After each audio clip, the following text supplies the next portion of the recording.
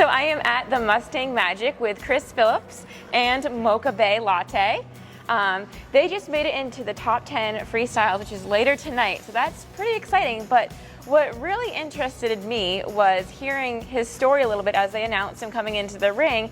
He didn't start riding until 45, and you're 59 now. So I wanted to hear a little bit more about that story. So let's start from the beginning. What were you doing before horses? I was a mechanical engineer, and I lived in Michigan. 18 years ago, we moved from Michigan to Utah, and we bought a horse for my youngest daughter. And we started working with a trainer, and he got busy, and he quit. And so we started working with it, and we had no idea what we were doing. Yeah. I'd never been around horses. And so I actually ended up going to Utah State through their equine program. So you actually took that investment to go to a school for it, basically. Yep. Yeah. So that was, you were 45 at that time, or yep, okay, I was 45. Yeah. What was that like?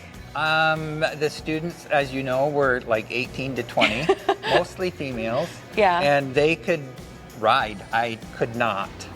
So it was very humbling, and I just played dumb, and like I asked a lot of questions and tried to learn. Yeah. And so as an adult, I picked the hardest horses and everything, and so it actually went really well for me. Like the first 6 months, I kind of hated because we were doing a lot of English. Yeah. And it was just trying to learn my balance, and it was very difficult. And then I finally started kind of getting the groove in and kind of started liking it. Was that a full-time program you were in, or? I was, yes. Yeah, wow. I wasn't a full-time student, but I was in the full-time program. Wow. Equine. They have an equine program. So you kept going with that. Yep.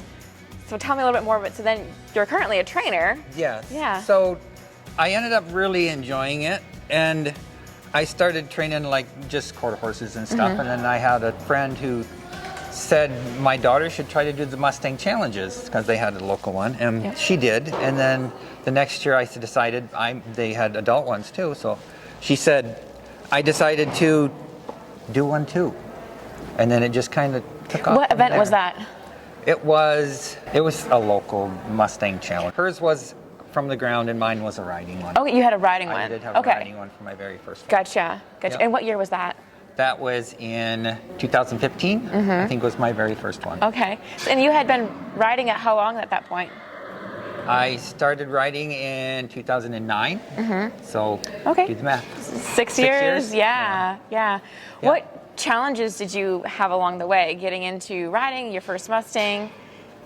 It's just so much learning. They're so much a true horse. I mean, people get the quarter horses and they think they have a wild one, and most of them are not all that wild.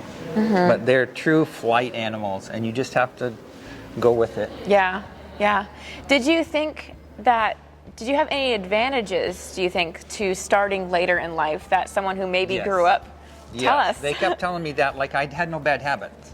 Like, people ride all their life and they'll go into the program and then they have all these bad habits. So for me, I was a clean slate. Yeah. So I started learning from professional teachers, you know, so. Yeah, and it sounds like not only did you have a clean slate, but you had that desire to learn. Like you went into a program to learn. Yes. So that as an adult, I went in to learn. I could see a lot of the other students were like there to just have fun. Like, oh, this is going to be an easy class. Let's do an equine class. And so you took it seriously. Yes, I took it seriously. Yeah. Yes. And so you got into Mustangs because your daughter went to a tip challenge. You did yours. Yep. What hooked you? I don't know exactly what hooked me. Like I said, they're just such a raw animal. They are. There is nothing human put into them. It is just a true flight animal, and when you can get them, they're just so good. And how has working with Mustangs helped you on your journey to becoming the horseman you are today?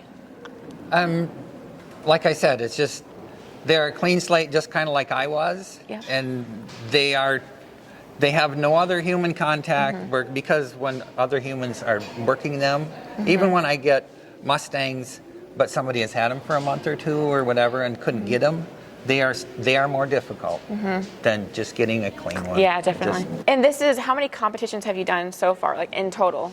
In total, I don't know, 20 or 30, somewhere in there. Really? And most of them were local, Utah ones. They do 2 a year there.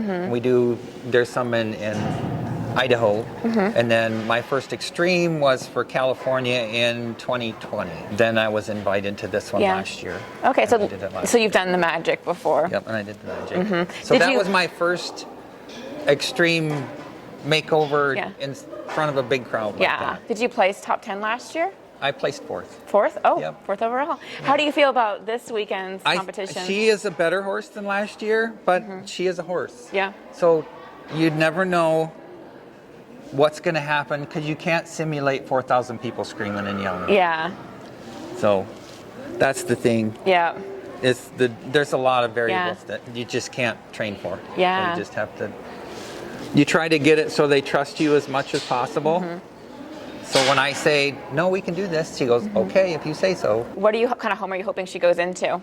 I think she would be really good she's got a lot of talent, but if somebody just wanted her for like a trail horse and just love on her, I would love that. Do you have your own personal Mustangs? I do not. No?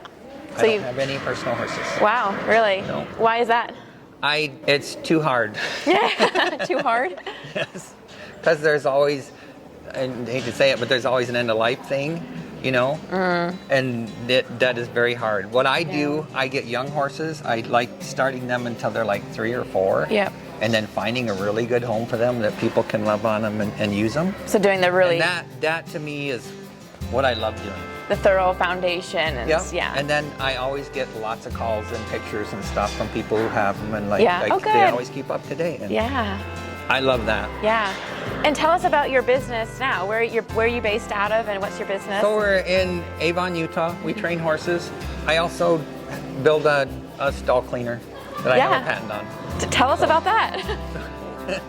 He's an engineer, I'm an engineer, and now I'm a horse trainer, and I don't like cleaning stalls, so I made a machine that would clean stalls, and it's a lithium-ion battery that has a screen on it that you can roll into there and throw your bedding on the top, and the clean shavings go through, and the poop goes off the end into a bucket. My husband is going to want to buy one. I can tell you that.